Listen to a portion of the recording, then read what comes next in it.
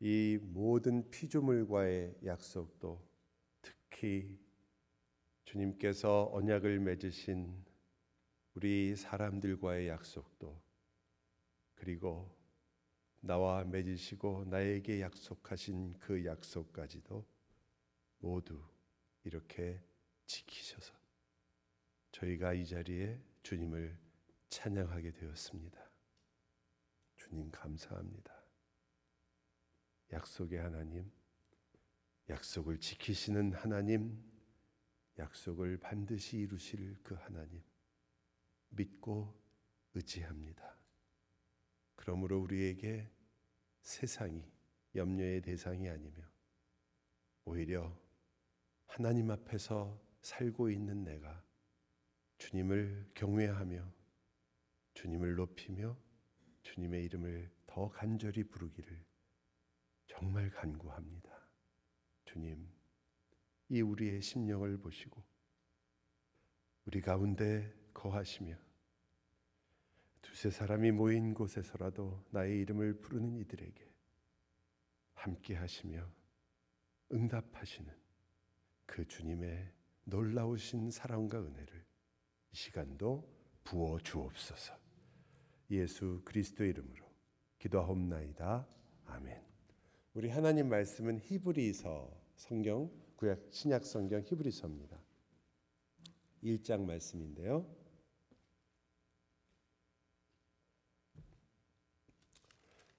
히브리서 1장 1절부터 3절까지만 우리 같이 함께 읽었으면 좋겠습니다. 히브리서 1장 1절부터 3절까지 말씀입니다. 같이 우리 배에서 나오는 큰 소리로 같이 함께 읽겠습니다. 옛적에 선지자들을 통하여 여러 부분과 여러 모양으로 우리 조상들에게 말씀하신 하나님이 이 모든 날 마지막에는 아들을 통하여 우리에게 말씀하셨으니 이 아들을 만유의 상속자로 세우시고 또 그로 말미암아 모든 세계를 지으셨느니라. 이는 하나님의 영광의 광채시요 그 본체의 형상이시라. 그의 능력의 말씀으로 만물을 붙드시며 죄를 정결하게 하는 일을 하시고 높은 곳에 계신 지극히 크신 이의 우편에 앉으셨느니라. 아멘. 이 말씀은 읽을 때마다 참 힘이 나는 그런 말씀 중에 하나입니다. 주님이 누구시냐? 주님은 주님, 우리가 믿고 있는 그 예수 그리스도는 하나님의 영광의 광채시고 그 본체의 형상이시라. 그의 능력의 말씀으로 만물을 붙드시며 죄를 정결하게 하시고 지극히 높은 이의 우편에 앉아 계시니시라. 놀랍지 않습니까? 능력으로, 말씀으로 세상을 붙드신다. 여러분, 히브리서는 그 대상이 우리가 읽으면 읽을수록 이것은 물론 많은 성도들, 실제로는 모든 성도들을 생각하는 거지만 그 안에는 주로 이 당시에 유대인 그리스도인들을 향해서 이 책이 쓰여졌다는 것을 우리가 읽을수록 알게 됩니다. 왜냐하면 여기는 유대인들이 아니면 알기 어려운 멜기세덱이라든지 대제사장이라든지 여러 제사법이라든지 이런 것들이 아주 많이 등장하고 그것들을 이용해서 그것들을 통해서 그리스도가 누구이신가를 우리에게 보여주기 때문입니다.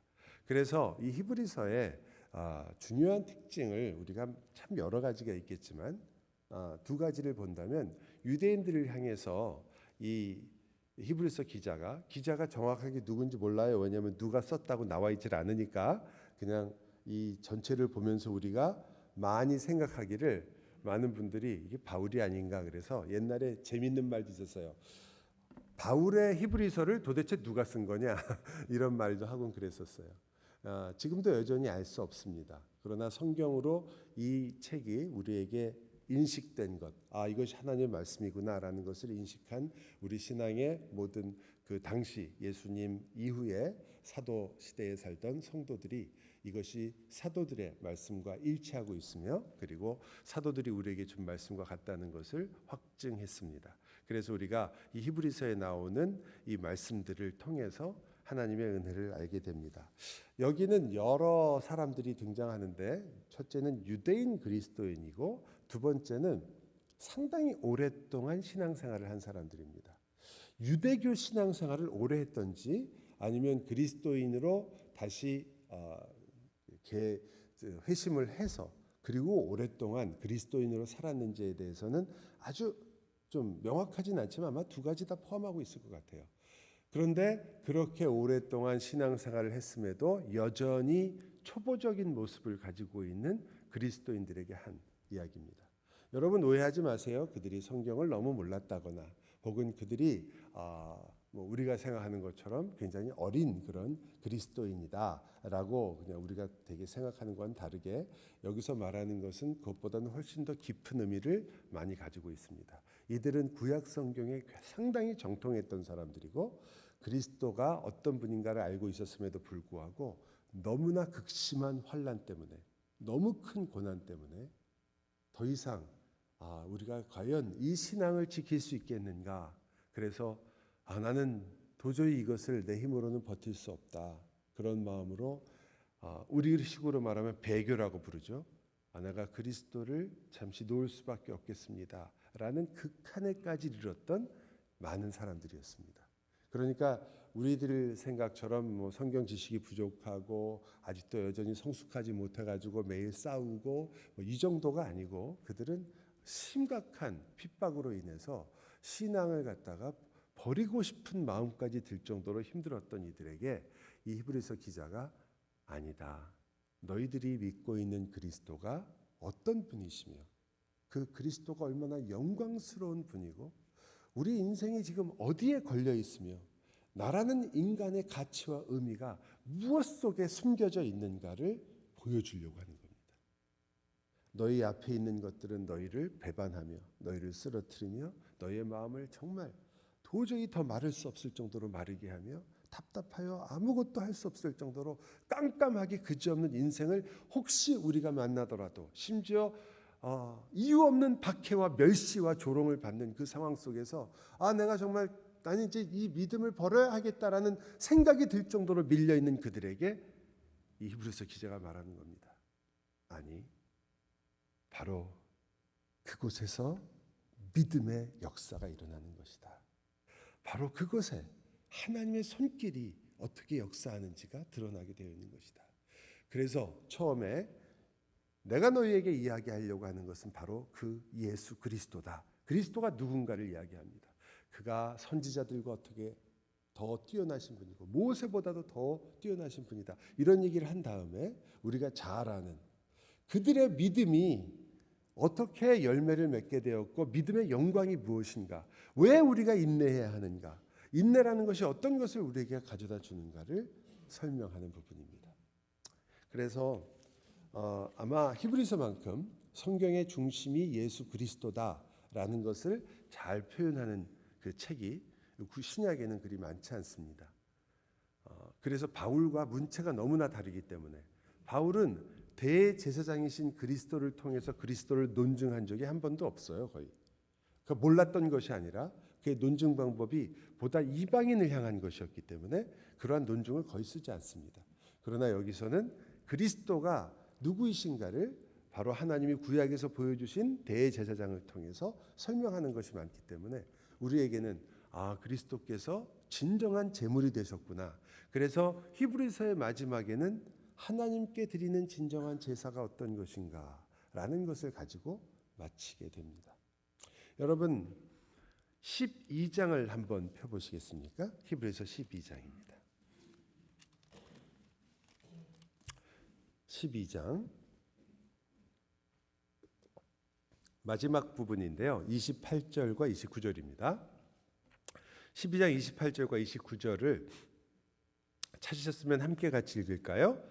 그러므로 우리가 흔들리지 않는 나라를 받았은즉 은혜를 받자. 이로 말미암아 경건함과 두려움으로 하나님을 기쁘게 섬기지니 우리의 하나님은 소멸하는 분이심이라. 마지막 구절은 하나님은 심판하시는 분이다라는 그런 뜻으로 여러분이 이해하면 되고요. 28절에 이렇게 나옵니다. 우리가 흔들리지 않는 나라를 받았다. 그러므로 은혜를 받자. 흔들리지 않는 나라라는 것은 말 그대로 여러분 진동하지 않는다. 즉 어떤 것에서 무너지지 않는 나라를 우리가 받았다.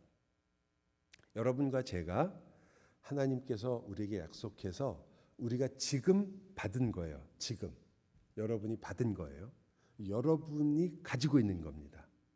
여러분이 앞으로 천국 가서 받을 것 그것만 얘기하는 게 아니고요. 또 여러분이 나중에 모든 것이 좋아서 내가 안식할 수 있는 어떤 것을 이야기하는 것이 아니라 그리고 나중에는 물론 우리가 흔들리지 않는 정말 견고한 하나님의 나라에 살 것이다 라는 것을 얘기하는 것이 아니라 지금 너희가 흔들리지 않는 나라를 받았다라고 얘기합니다. 그러니까 여러분이 흔들리지 않는 이유, 여러분이 흔들릴 수 없는 이유, 여러분이 어떠한 상황 속에서도 하나님이 여러분을 붙잡고 있는 것은 전혀 변하지 않는 이유를 사실 이것은 시편 95편을 가지고 이야기하는 건데요. 하나님의 나라가 흔들리지 않기 때문에 우리도 흔들리지 않는다라고 논증하는 거예요. 여러분이 어디 속해 있다고요? 흔들리지 않는 하나님의 나라에 속해 있어요. 그 나라는 영원히 흔들리지 않습니다. 그러면 여러분도 같이 어떻게 돼요? 흔들리지 않는다. 여러분의 인생을 흔들 수 있는 것은 아무것도 없습니다. 라고 얘기하는 거죠. 성경이 이렇게 얘기하는데 반해서 우리는 너무나 많은 순간에 흔들립니다. 아주 가깝게는 우리의 감정적인 흔들림이 있고요. 조금만 속상하거나 자존심만 상해도 우리는 흔들립니다. 또 우리는 물질적인 것에도 약해서 금방금방 흔들립니다. 그것을 성경 기자가 몰랐던 것이 아니죠. 성경 기자가 말하려고 하는 것은 여러분의 눈에 보이고 언제나 변할 수 있는 그 모든 것보다 변하지 않고 있는 하나님이 나의 나라의 주인이시며 그리고 내가 그 나라에 속해 있는 사람이라는 것을 우리들로 하여금 끊임없이 깨닫기를 원하는 것입니다. 여러분과 제가 어딘가를 가고 있거나 뛰고 있다면 여러분이 어딘가를 뛰고 있는 그 목적지를 끝까지 바라봐야 여러분이 뛰면서 그곳을 갈 수 있습니다. 그렇지 않고 목적지에서부터 눈을 잃어버리면 여러분은 언제든지 옆길로 새서 내가 어디로 가는지도 잊어버릴 수가 있습니다. 별거 아닌 거죠. 목적지를 바라보고 내가 목적지가 어딘지 안다는 게 당장 나를 목적지까지 데려다 주지는 않습니다. 나는 그곳까지 가야 하는 사람이죠. 그러나 목적지를 알고 있기 때문에 여러분은 다른 길로 갈 이유가 없으며 그 목적지까지 가고 그 목적지가 내 앞에 나타날 것이라는 것을 알게 됩니다. 하나님께서 여러분의 인생 속에서 함께 할 때 우리가 당장 하나님의 뜻과 하나님이 주실 흔들리는 나라를 노래하고 찬양한다고 해서 그 나라가 지금 내 안에서 모든 능력을 다 발휘해서 여러분이 전혀 흔들리지 않는 사람으로 사라지진 않습니다. 그러나 그럼에도 불구하고 그 흔들리지 않는 나라가 나의 것이고 그리고 온다는 것을 알고 있으며 또 내 안에서 출발했다는 것을 알고 있기 때문에 우리는 어디로 가야 할까를 알고 그리고 우리가 혼돈에 빠지거나 혹은 우리의 길을 잃어버리지 않고 그 길을 가게 됩니다. 여러분은 그 하나님의 나라, 그 하나님의 나라 속에서 그 영원한 평강과 평안함을 무엇으로도 흔들 수 없는 것을 지금 가지고 있는 자로 이 경주를 가고 있는 것입니다. 그것이 히브리서 기자가 우리들한테 꼭 얘기하고 싶은 첫 번째 부분이었죠. 28절에서 흔들리지 않는 나라를 너희가 받았으니 은혜를 받자. 이 단어는 참 어떻게 말해야 되나요? 이렇게 번역하는 게 제일 우리들한테 더 다가온다고 할까요? 은혜를 받는다는 말도 나쁜 말은 아닌데 은혜를 붙잡아라 이런 말하고 아주 유사한 말입니다.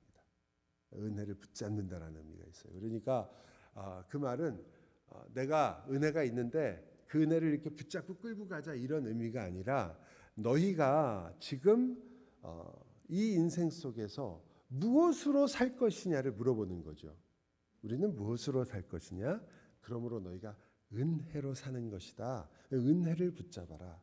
너희의 삶을 해석할 때도 하나님의 은혜로 해석하는가? 내 삶에 일어나는 많은 일들을 볼 때도 내가 은혜로 내 삶을 해석하고 있는가? 내가 오늘 누군가 다툼이 있었으며 어려운 일이 있을 때도 하나님의 은혜로 그것을 보려고 하고 있는가? 내가 오늘 물질적인 어려움 때문에 힘들고 어려워서 정말 하루를 살기 어려운 그런 순간 속에 있을 때 내 인생과 내 삶의 진정한 가치와 의미를 은혜로부터 보고 있는가?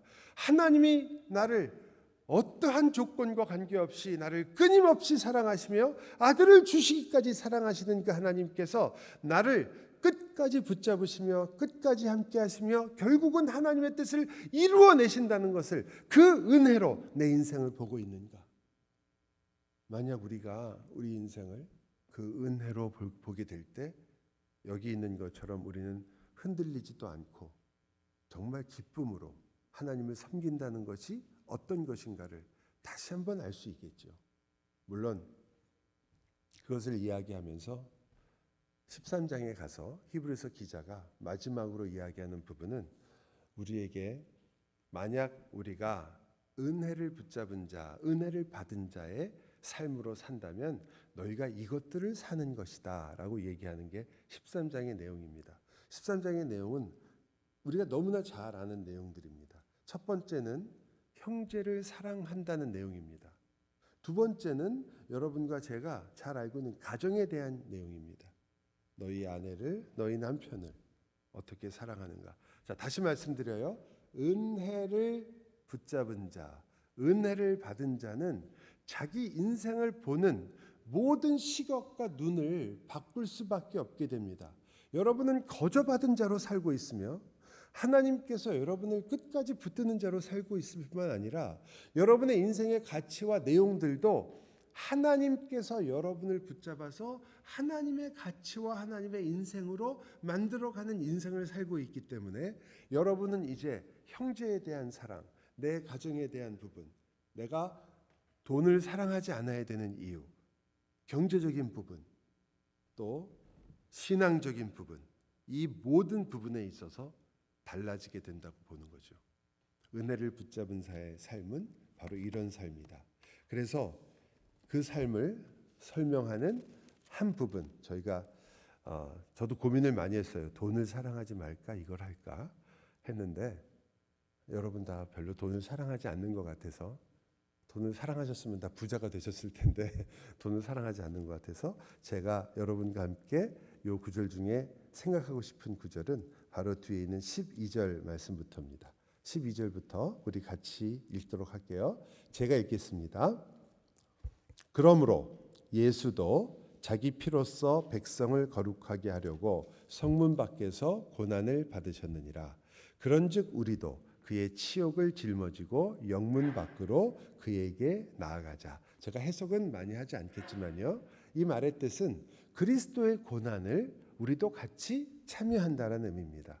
그죠? 그래서 우리도 예수님도 치욕을 받았고 예수님의 인생 속에서 여러분이 지금 가지고 있는 혼란보다 더 큰 혼란들을 주님은 만나셨습니다.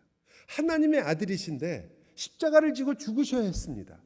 그 십자가는 본인이 받아야 할 아무런 이유가 없었는데 나는 하나님 예수 그리스도로서는 아무런 이유가 없는 십자가를 아버지 하나님과 영원한 단절을 경험하면서까지 받아야 했습니다.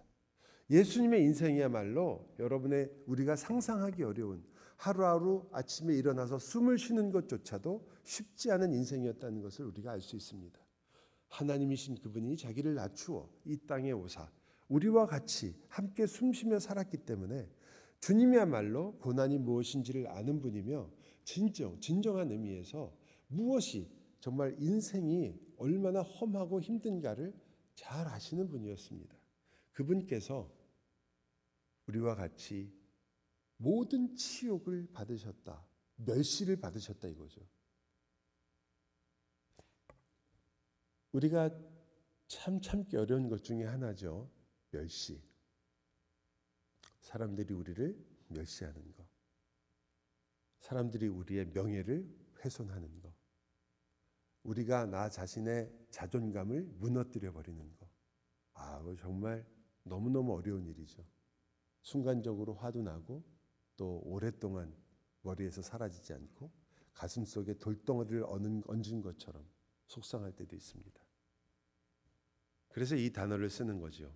그런즉 우리도 그의 치욕을 짊어지고 영문 밖으로 그에게 나아가자. 그분의 고난을 향하여 가는 겁니다. 예수를 믿는 일은 내가 내 인생이 은혜에 의해서 결정되기 때문에 나의 인생은 이제 더 이상 세상의 법칙을 따라서 결정되지 않습니다. 세상의 법칙에 따라서 결정되지 않기 때문에 우리의 삶은 힘들고 어려울 수밖에 없습니다. 세상은 우리를 사랑하지 않으며 세상의 원칙을 우리가 따라서 우리 자신을 포기하듯이 세상의 하나가 되기 전까지는 세상은 우리에게 절대 얼굴을 비춰주지 않습니다. 우리는 우리가 가진 것들과 모든 것들이 사실은 우리가 추구할 것들이 아니라 그것들을 하나님께서 주신 것들로 말미암아 하나님 나라와 영광을 위해서 써야 된다는 것을 항상 알고 배우게 됩니다. 그러므로 그 모든 재물이건 내 시간이건 내가 가지고 있는 것들을 하나님의 나라를 위하여 쓴다라는 그 개념이 억울하기 그지없을 때도 있습니다. 내가 이렇게 열심히 일하고 노력해서 내 가진 소유와 내가 이룬 것들이 있는데 그런 것들을 정말 내가 이 하나님 앞에서 아무런 가치 없는 것으로 여기고 하나님만을 가장 가치 있는 분으로 여길 것인가? 그 가치 있는 하나님 때문에 내가 지금 겪고 있는 현실 속의 치욕까지도 나는 받아들일 뿐 아니라 기뻐하는 자가 될 수 있는가? 이러한 질문을 받기 때문입니다. 그리고 우리는 그 질문 앞에서 갈등하고 고민하게 됩니다. 어렵거든요. 쉽지 않잖아요. 그리고 그 갈등과 고민하고 있는 우리들을 성경은 오히려 여러분이 그것을 승리했기 때문이 아니라 여러분이 그것을 잘 이겨냈기 때문이 아니라 여러분이 그 하나님의 말씀과 명령 앞에서 순종하며 몸부림치는 그것을 너무나 귀하게 여긴다. 그 모든 시간과 모든 것들을 하나님께서 굉장히 기뻐하시며 하나님께서 그것들을 함께 걸어가시며 내가 끝날까지 너와 함께 있다고 하는 이야기는 우리가 혼자 잘하고 있지 않다는 뜻입니다. 그러니 주님께서 우리와 같이 있으셔야죠. 그 주님이 같이 있는 것입니다. 잘하지 못하고 있는 나를 위해서. 그리고 그렇게 실수도 하고 힘들어하는 우리를 하나님은 내가 너로 인하여 기쁨을 이기지 못한다는 상상하기 어려운 노래를 부르시는 거죠. 여러분, 그 다음 구절에 이렇게 나옵니다. 15절이에요. 아까는 첫 번째는 우리가 신앙적인 면의 이 부분은요, 고난을 받는 부분이고, 두 번째는 14절, 죄송합니다. 14절을 보세요. 우리가 여기에는 영구한 도성이 없으므로 장차 올 것을 찾나니. 이것은 히브리서의 또 하나의 중요한 주제입니다. 11장 전체가 이 같은 주제를 가지고 있어요. 즉 우리의 소망은 이 땅에 있는 것이 아니라 장차 올 하나님의 나라에 있다. 그것이 우리의 진정한 소망에 속하는 것이다. 눈에 보이는 것들이 다 우리의 믿음의 근거도 아니요 우리가 믿어야 할 대상이 아니라 보이지 않는 것들 속에 진정한 영원한 가치가 있는 것이다. 우리는 그것을 항상 바라보려고 한다. 이 세상 것들을 가장 가치 있는 것들을 그것을 위해서 우리가 여기서 참아내며 인내하고 그것을 넘어서려고 하는 것이다. 우리는 영원한 것을 바라본다. 이런 뜻이죠. 15절 같이 읽을까요? 시작. 그러므로 우리는 예수로 말미암아 항상 찬송의 제사를 하나님께 드리자. 이는 그 이름을 증언하는 입술의 열매니라. 아멘.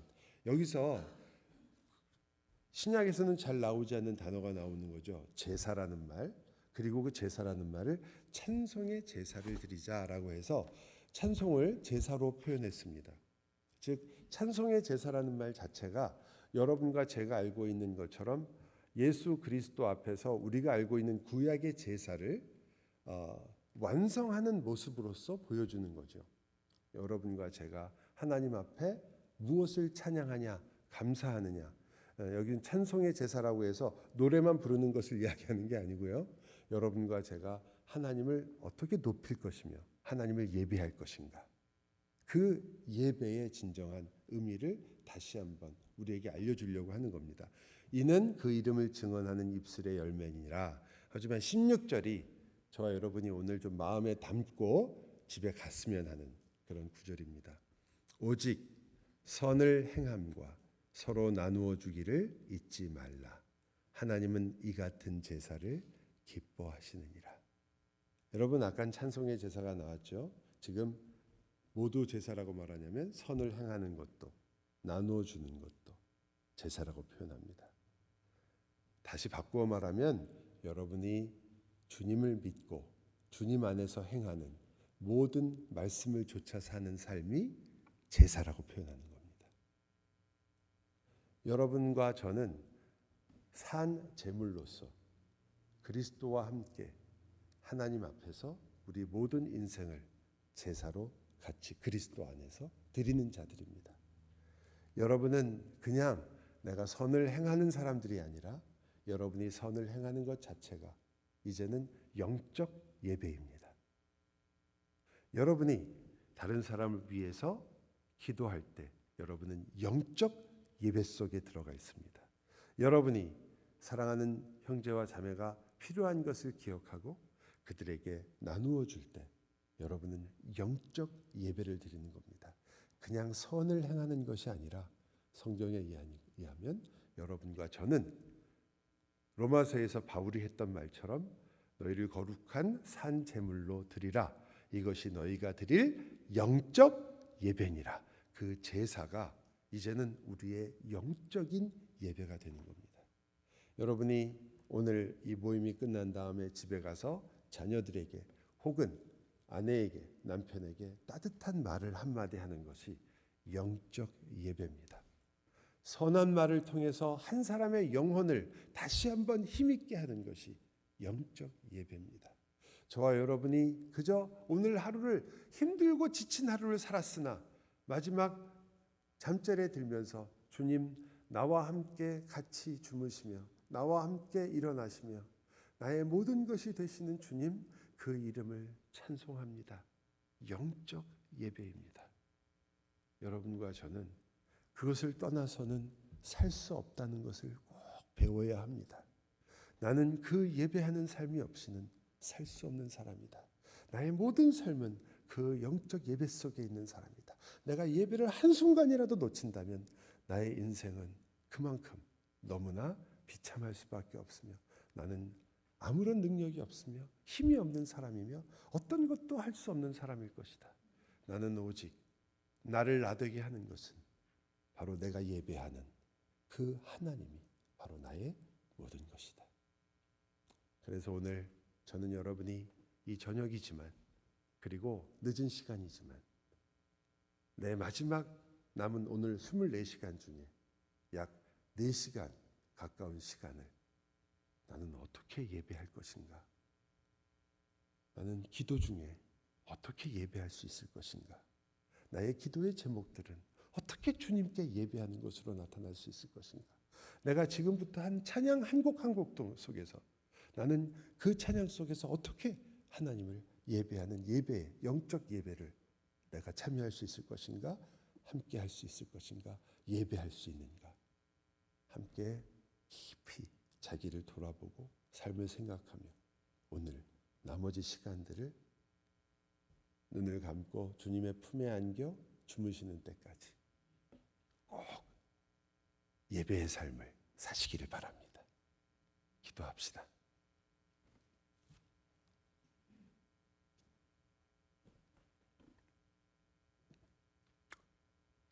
그리스도와 함께 고난을 받고 그리고 우리가 잊어버렸던 제사를 하나님 앞에 드리는 예배하는 삶, 주님 저희가 그 삶을 잊지 않기를 원합니다.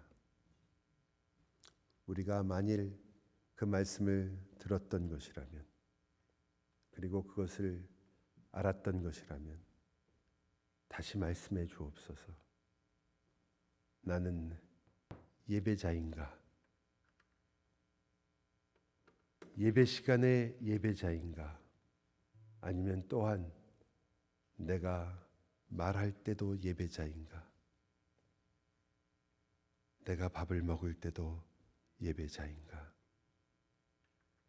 내가 찬양할 때는 나는 누구인가?